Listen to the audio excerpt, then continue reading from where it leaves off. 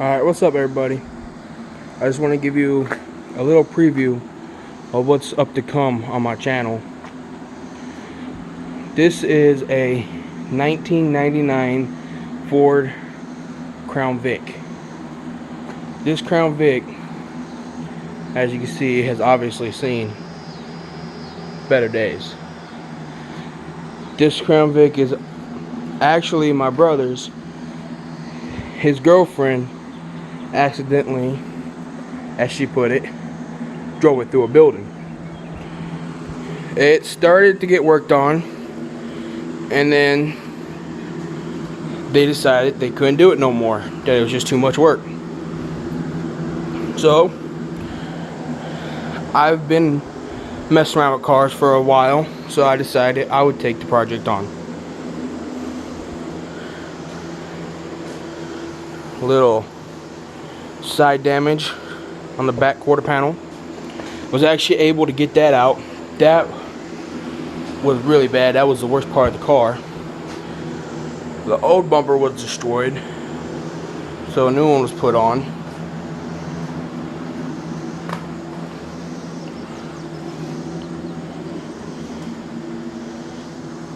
Got the hood held up by a stick for right now, because for some reason this piece right here fits perfect with the original fender, but with this other fender that was purchased to replace the one that was damaged, it will not fit in that hole where it's supposed to go, so therefore I could not add it on to this one.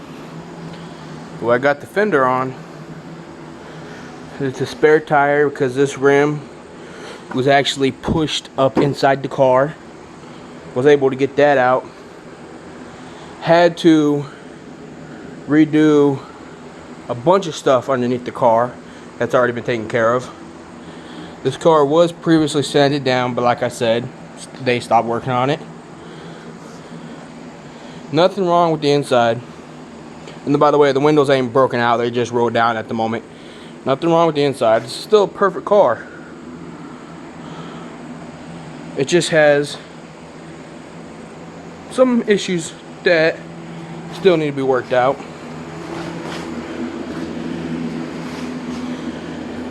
This right here, there's a gap. It was actually the frame, the bottom frame right there was actually pushed in. We got the keys, open the trunk. We actually were able to push that out, but not the best. As you can see right here, the crease.